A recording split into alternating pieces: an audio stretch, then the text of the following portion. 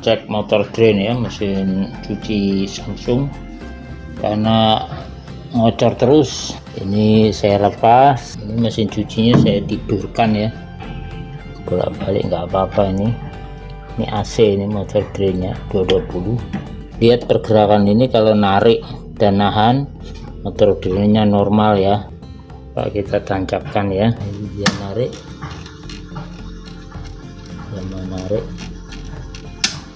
nahan, motor drainnya bagus ya, dia buka terus. Itu masalah error, kita cari tahu. Ternyata di atasnya sini tadi saya buka ada ini ya, barang ganjel gitu, hingga dia ngocor terus. Sekarang udah bisa ya, airnya nggak ngocor langsung. Kiranya ini berguna, bermanfaat. Terima kasih.